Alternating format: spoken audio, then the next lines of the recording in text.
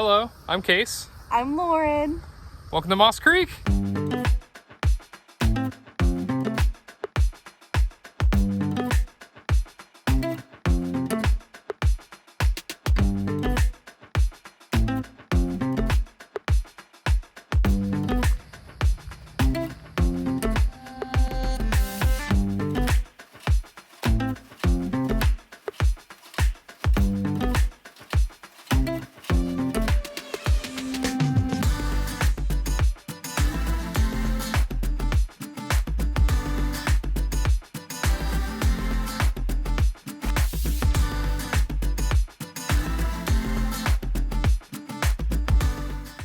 With everything that's going on in the world right now, we just wanted to keep your family as safe as possible and our family as safe as possible. We do have children here who are immunocompromised and who do have asthma, and I know we deal with so many families with special needs.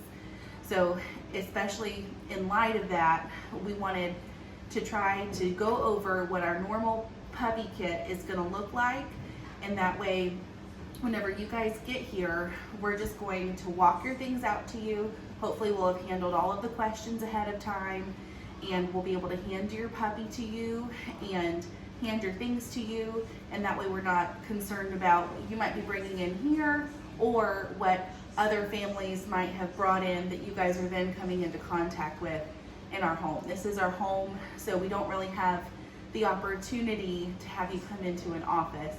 So we just want to make sure we're keeping everybody really safe.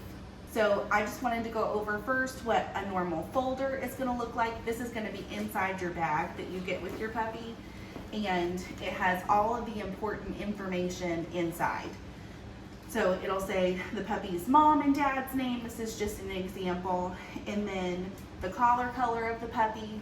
And then you open it up, and everything's always going to be in the same place. So this is going to look exactly the same regardless. But this is what the vaccination record is going to look like. And this is the unofficial copy of your puppy's vaccinations. And it's so much like what we get for children. It's just your record to keep at home. And it does have our vet's business card. If you need him for anything, you're more than welcome to give him a call. He is still in the office. And then if you open it up, it has the vaccines that the puppy has had, and it'll be checked off for what's been given. And then that month's flea and heartworm preventative. This is called Sentinel, and we really like it. It's an all-in-one pill that covers fleas and heartworms, and the only thing it doesn't do is kill fleas. It's not a pesticide, but it will sterilize any fleas that do jump on your puppy. So it's a good light coverage to begin with, because most of the time this first month we're going to be right on top of them anyway. They're not by any means going to be roaming the park in bushes and things where they're going to come into contact with ticks. And how should they give that? This, it is a pill. They say it's a flavor tab, but it's by no means something that they're just going to eat by themselves. Bonnie might eat it. Bonnie might eat it. But most puppies, you're going to have to wrap it in a piece of cheese or peanut butter or a pill pocket. They do make products for that. Mm-hmm. And then your puppy will eat it. And I just like to give it in the morning with breakfast because it's least likely to upset their tummy that way. And in the middle of that too, we have the deworming schedule written down. We do. Which their vet might ask about. If your vet does ask, some do. If you open it all the way up on the inside, there's the deworming schedule that we follow here while your puppy is with us. That's all the dewormings that your puppy has had leading up to when you take your puppy home. And then the other things that are in here, this is just a pamphlet about the vitamins we give. There are 2. And this is just informational. And then this is another informational piece of literature. And then also, these are the vitamins that we give. And we just break them in half. They're really kind of easy to break. And I can show you, just kind of snap them real easy. Just like that. And then puppies will usually take it like a treat. They are tasty. So we just give that. I give them every morning because it's really easy to remember. But you give them to them every morning until they're over 20 pounds. We give half. And these are something that it's very important. There are a lot of antioxidants in these vitamins. There are a lot of nutrients to kind of fill gaps as they're growing so quickly. Our older dogs have taken these vitamins for 15 years now, and I think it's a lot to do with why they are as healthy as they are and why they only see the vet for routine visits. And there's information too about ordering, and I know that if you do the auto ship, it comes out to about like just under $16 a month. That's after they're 20 pounds. It's less before that. For sure. So all things considered, they're not that expensive to keep them on because they do last quite a long time. So this is a good thing to have on hand. This we send ahead, so you might have seen it already, but what's on top, unless you're getting a puppy from boot camp. If you're getting a puppy from boot camp, you're not going to have this sheet because your trainer will have sent ahead your puppy's current schedule. But this is just loosely what we're doing with them when they're 8 weeks old and they leave us. So I don't know if you want to go over a couple things. Sure. So, obviously the most important thing is going to be feeding schedule. We want to know when the dog's going to eat and how much. It's going to vary a little bit, but we recommend between a quarter to a half cup a meal 3 times a day. Usually leave that down for about 15-20 minutes during meal times, and then pick it back up afterwards. As far as exact amount, I think whatever they're eating at about that period of time is appropriate. So if they leave some food behind, it's okay. You can use it for the next meal, not a big deal.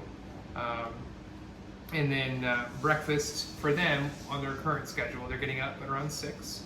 So after a quick potty trip outside, we'll eat breakfast, and then lunch is going to be at around noon, dinner at around 5, and we take away all food and water by 6 o'clock. That's going to be very crucial for successful potty training. They're very much like small children, so the key to getting them to sleep overnight is by taking their food and water away by about 6. And that way they have all of that opportunity leading up to bed to really empty their bladder so that they sleep overnight. And another thing to remember is when the puppies first wake up in the morning, that's another way they're very much like small children. They'll wake up and the first thing that they have to do is go potty right away. So we try to make sure that logistically their crate is pretty close to the door that they're going to use to get outside, because once they've been in the crate, they feel like they've held it all night, they've done their job. So the very first thing that we've got to do is get them straight outside. So if it's possible, put the crate close to the door you're going to use to get outside, and have your shoes on, have everything ready so you can just beeline it for the door. If that's not possible, then just when your puppy steps out of the crate, go ahead and scoop them up and carry them outside. And that's going to be your best way to prevent like a morning accident. The other thing that's important that's on this instruction sheet is about crate training. Do you want to tell them a little bit about how we've started crate training and how to maybe continue that? Sure. So we get them started with crating pretty early on, and we start with crating with the litter mate at first. That way it's not an abrupt thing, One day you wake up in a box and then all your friends are gone. Go from a pile of all your litter mates. Jarring. So we start them being crated, with the litter mate, especially overnight. And then we transition that to being crated by themselves overnight. And we kind of get them on a schedule where by the time they leave here at 8 weeks, they should be getting pretty close to 7 hours. There's some work involved to make sure that happens still when you bring them home. You want to take away all their food and water by 6 p.m., which is what we do here, and then you give them several chances to go potty before bed. We say our goal is 2 pees and a poop. And if we got that, then we're going to be in a pretty good spot. Last potty break is usually going to be at around 11. After that, straight to bed, up at around 6 in the morning. And expect some crying when you first put them in there. They don't love to be separated from their parents. And especially coming from here where they're dividing attention between several litter mates, you guys are going to get them home and they're going to have you all to themselves, and they're going to feel like I've really hit the lottery here. And so whenever you first put them in their crate, they're going to have that moment where they realize the rules are still the same, and that's not a happy thing. So expect some crying. And my rule of thumb is I don't talk to them and coddle them, because then they know that you might be enticed to let them out of the crate. But I might, if I'm worried about a puppy settling down, I might set myself beside the crate and maybe read a book, or just sit calmly next to them And they know if you're not upset by this, then it can't really be that bad. And they usually kind of settle down and go to sleep. On the subject of potty training, do you have any good tips? Anything they should be doing when they bring their puppy home? My best tip by far is to keep a piece of paper or a notebook by the door that you're going to be taking them to potty out of. And I write down on that log, like, took the puppy out at 9 a.m., we peed, yay, or took the puppy out at 9:15, nothing happened.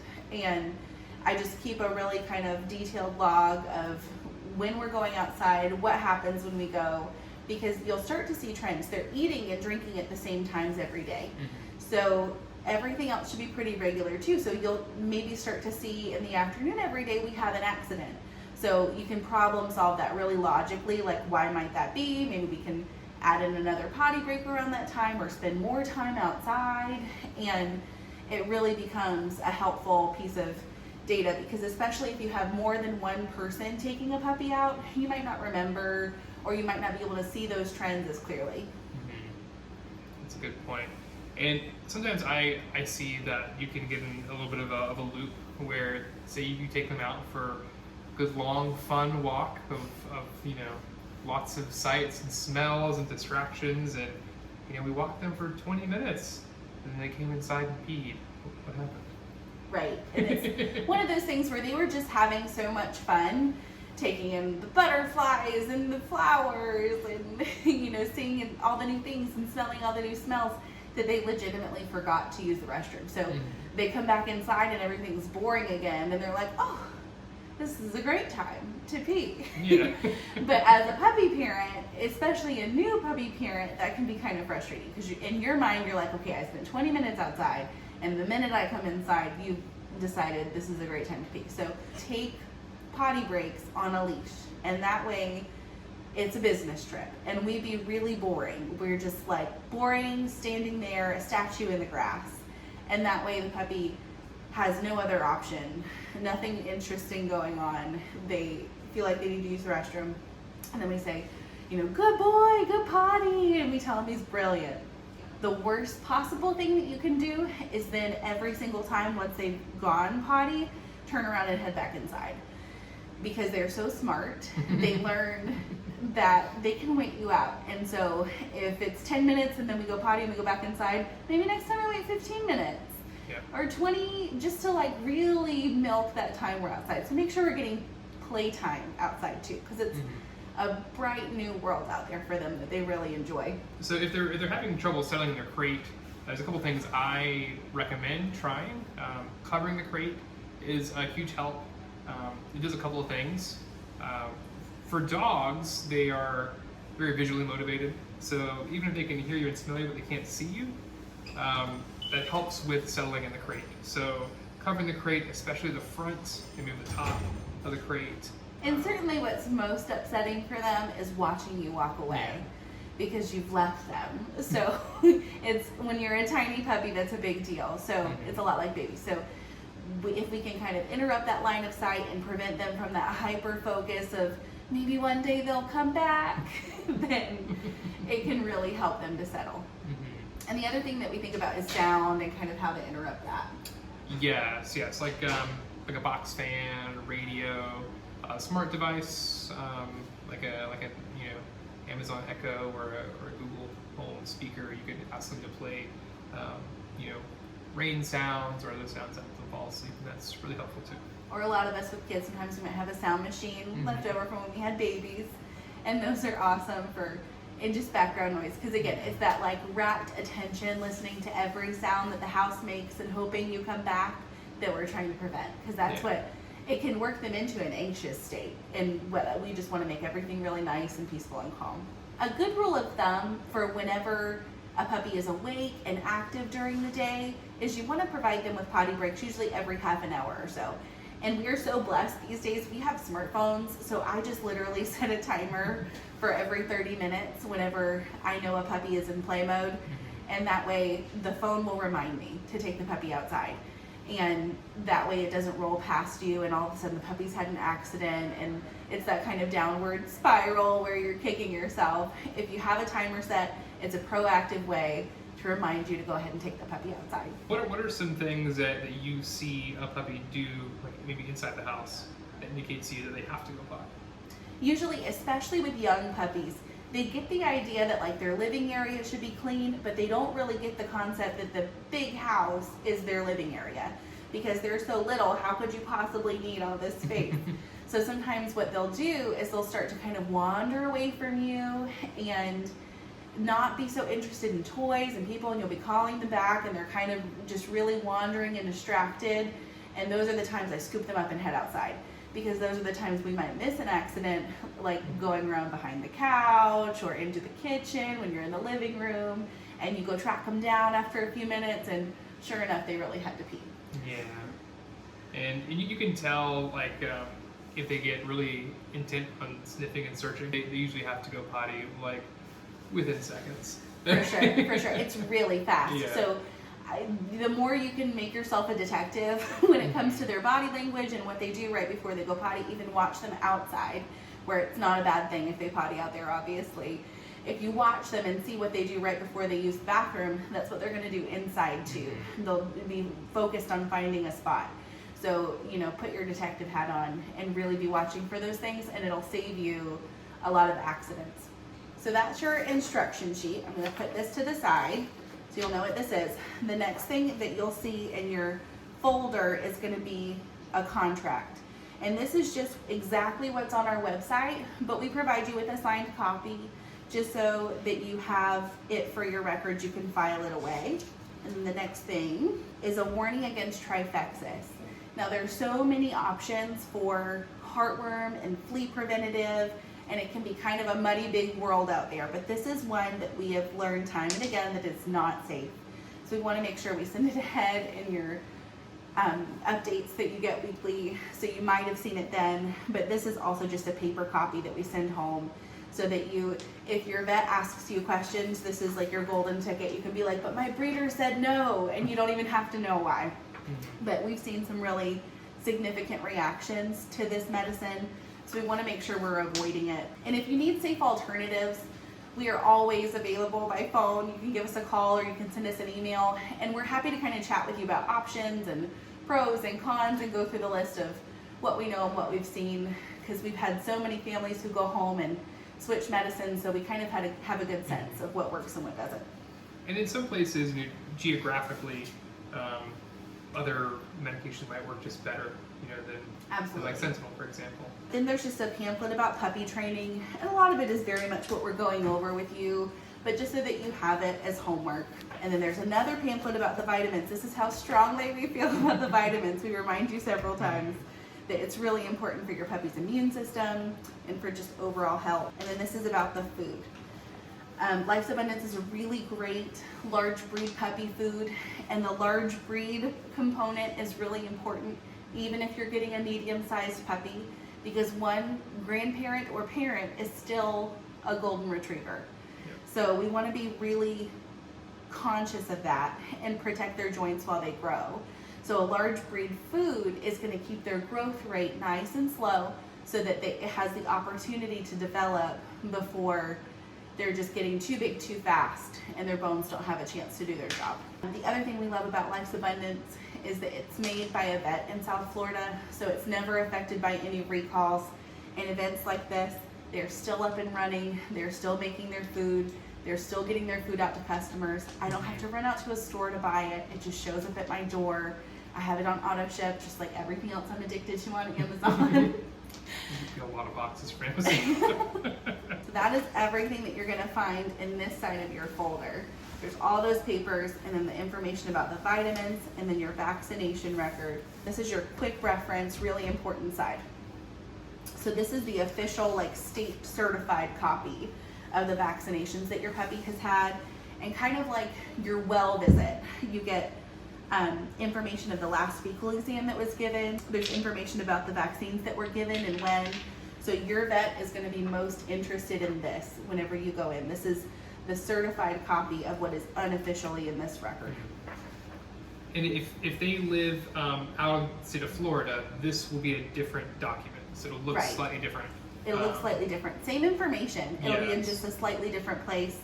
and it's a landscape document instead of a portrait document, but same thing. Yeah. And then the other thing that's on this side of the folder is the information to register your puppy's microchip. And it'll always say your puppy's mom's name, collar, color, and then this is their weight at their 8-week vet visit. So the previous Tuesday to when you're picking them up.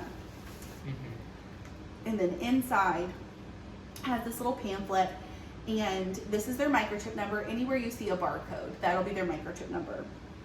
And then you can open it up, and it has the little tag to go on their collar, and you can either fill this form out and mail it in to give them your information and register this microchip to you, or the easiest thing to do is to go to this web address that's on the front of the pamphlet, and it'll ask you for all your information, and that's how we get those microchips registered to you guys. And that's important because anytime your puppy is lost or anytime your puppy is taken as a new patient into a vet's office, it's Florida law that the puppy be scanned, and I'm certain it's probably the law in many other states as well. Yeah. And that is going to get them back to you as quickly as possible. That's everything that's in this folder, so it'll be inside this bag, and then Case is going to go over what's inside the bag too. We have a bag of goodies, and there's a few essentials in here. For example, potty bags. Very, very important. There's a collar in here and a leash that match. If your puppy is a boy, then it won't be pink, I promise. It'll be blue. But all of them do have our phone number Yes. on that. So Yes, we and right encourage you to there. call us with any questions. Absolutely. And then there's some toys in here. I'm sure everyone's been toy shopping, but you never have too many toys. We kind of send home some, unchewed versions of things we have here that they like. And it's when you get toys, it's good to have a lot of variety. So if you go out and buy like 10 toys, you don't want to buy just 10 stuffed toys. You want to have things that are kind of rubber or canvas or what have you. And this is just an example we have in this bag today. Ball. In the very bottom, you'll find a blanket with mom's smell, and the smell here to help with the transition. If you need something light to cover the crate with, this is a good option. It's another helpful hint about crate training. If you do put that blanket inside their crate, they're smart enough to know that they can go potty on something plush inside their crate and still be clean and dry. So in the beginning, we don't put anything inside their crate except them. And maybe like a hard toy, like something like this would be fine. We'll also send you home with a little sample of Firm Up. This is dehydrated pumpkin. Pumpkin's a natural remedy for loose stool, so canned pumpkin does the same thing, but this is shelf stable, way less messy. Instructions are on the back, and it says you can mix it with water. We just do it dry if they need it. And it's really just if they have loose stool. Another important thing to talk about is when to spay or neuter your puppy. We feel really strongly that you guys have the spay and neutering done by the time the puppies are about 7 months old. It's really going to save you a lot of grief from those hormones that really start to come in around puppy puberty. It can make them exceptionally naughty, more so than the average adolescent puppy. Most of our families really see the blessing in being able to skip a lot of those hormones and spay and neuter their puppies by the time they're 7 months old. And they also heal faster when they're younger. You're going to spay and neuter them regardless. So I feel like if you do it nice and early, then you're skipping that whole phase where you send them through puberty and then directly into basically, for girls, menopause. For boys, they lose all the testosterone in their system. So that's really a jarring thing for their system. So if we can skip all of that and just go ahead and do it soon, it's really the best thing for them. I'm back with puppies. We have props. I wanted to just kind of quickly go over a little bit of basic grooming and care. These guys are so sweet because one of the important things about having these guys is their hair. The trade-off for no shedding is their hair does keep growing and growing. So we want to make sure that we keep the hair around their eyes trimmed. You can see on this little guy, let's see if I can turn his head. You can see on this little guy, the hair's kind of growing in front of his little eyes. So it's time to trim it. It's not really bad, but for the purposes of this video, I'm gonna go over really quickly how to trim it. So what I usually do is kind of give them a little hug so they feel nice and secure. Usually if you put their back kind of in the crook of your arm or If I'm sitting on the floor, I'll put them in between my legs as they get bigger, and I just hug them, and then I take my scissors. And this is always parallel to the face. Yes, you never want to point scissors in towards them, because then if they do get a little wiggly, you get their little eyes, which we don't want. So it just trims the hair that's in front of their little eyes and keeps them a clear line of sight. This is especially important when you're socializing your puppy, because you want your puppy to be able to see the whole world, and they can't do that with hair in front of their eyes. So definitely think about going through the world with blinders on. It would be a little bit scarier than being able to see everything around you. And the other thing about their hair, especially when they're puppies and kind of in between grooming appointments, is the hair in between their paw pads tends to keep growing too. I left his so that I could show you. So they almost, that kind of goes in front of their paw pad, and it gives them like slippers, so they start to slide around on the floor. So I like to just take my scissors and kind of go parallel to their little paw pad and trim that away so that they can get really good traction on the floor. Let's see if he'll let me show you. This is not the correct way to do this with a puppy on their back, but our puppies are so patient because we've handled them like this since day one. So they're so used to us trimming at them. So I just hold my scissors parallel to their little paw pad and just trim anything that grows over the bottom of their little feet. And I'm so patient with them because they're like little babies. So if they start to wiggle around, I let them change positions. This is not a scientific thing at all. Sometimes, good boy, sometimes I might get a paw pad in and then they just lose patience with me, and that's okay, for sure. My other tip for in-between grooming is to use toenail clippers to trim their nails. And the way I do this is I just take them like normal, but what I really like is you can see around their little nails so much better with the toenail trimmers than you can with actual pet nail trimmers, like the guillotine style. Those are kind of intimidating. You smell something on this table. You can see so much better around their little nails, so you can have a better line of sight to trim them a little easier, and it's less intimidating than those big heavy duty nail trimmers. So I just pull the hair back, and these guys are white on their paws, so it's really easy to see their nail, and you can see anything that's pink on the inside you don't want to trim because that's the blood supply to their nail. You really just take the little white tip off the end. I like to cheat. I wait until I've given them a bath and their paws are still a little bit wet, so I can push the hair out of it and it stays out of the way. It is much easier when they're wet, for sure. I wanted to be able to show you guys and not have them wet and cold. Yeah. Can I see? You want to eat them? Good boy. Good boy. And that's as easy as it is. It doesn't hurt them at all. I just go around to all their paws, and sometimes it's easier if somebody else does hold them for you.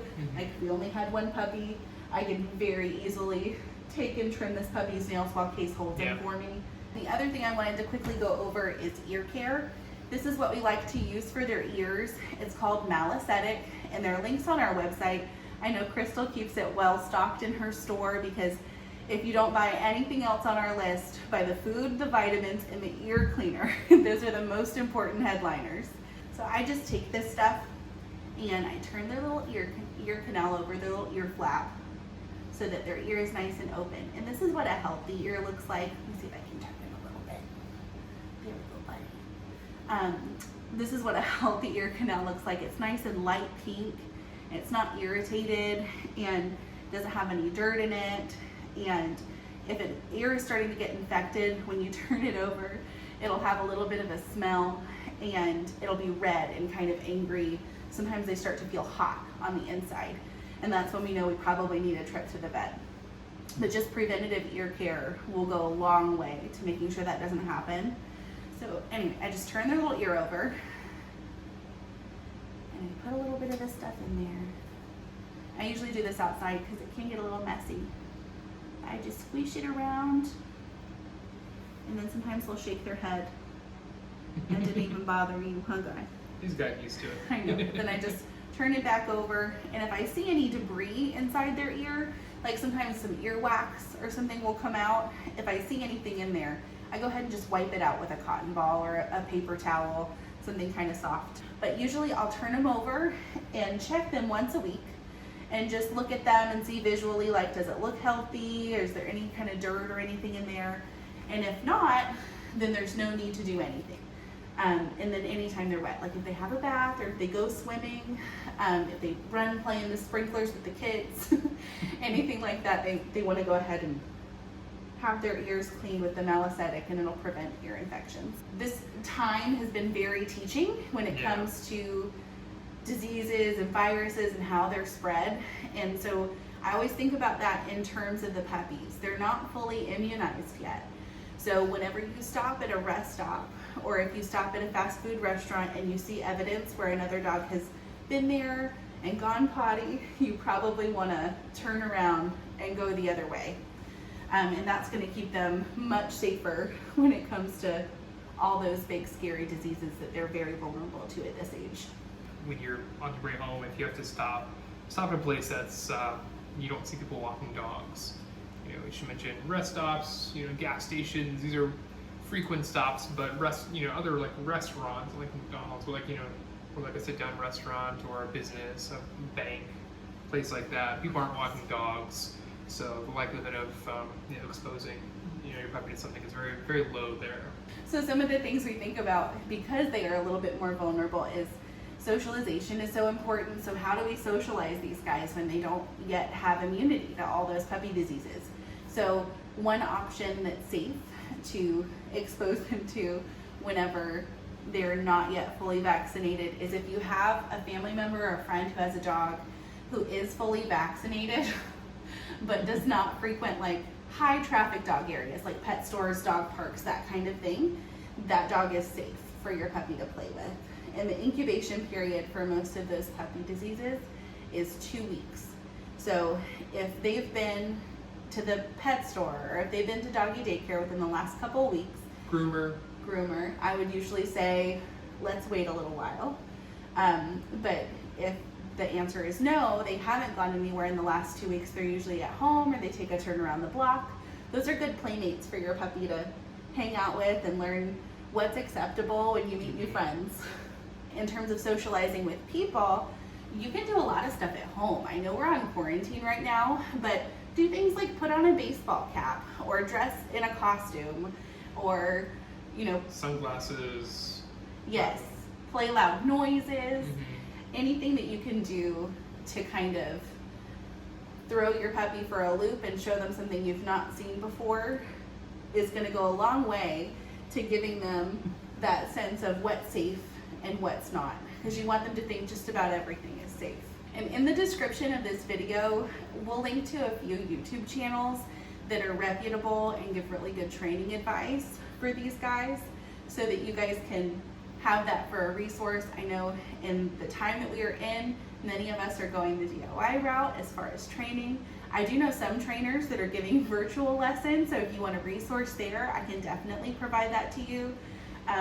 But there are some awesome YouTube channels too that'll give you some advice on how to get started on the right foot. I'm very sorry that we weren't able to visit with you guys.